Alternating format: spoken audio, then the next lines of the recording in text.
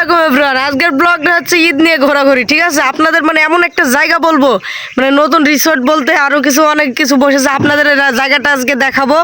চলুন জায়গাটা কোথায়, কি লোকেশন আপনাদের সব দেখাবো আজকে। ভিডিওর সাথেই থাকুন, সব কিছু দেখতে পারবেন।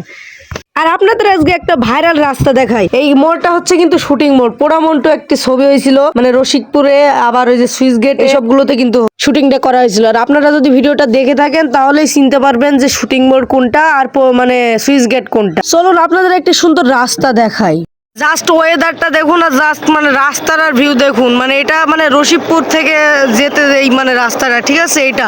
আর ওই যে আমসুপি থেকে ছেড়ে এসে যে কোলার মোড় দিয়ে যে রাস্তাটা যে ঢোকে ওইটা আপনাদের দেখাবো। তো এই রাস্তাটাও দেখুন কত পরিমাণে সুন্দর। মানে দাঁড়িয়ে কিন্তু আমি কয়েকটা ভিডিও শ্যুট নিব, তাই আমি একটু স্লো যাচ্ছে এখানে, কয়েকটা ভিডিও শ্যুট নেবো। তো রাস্তাটা দেখুন একবার জাস্ট।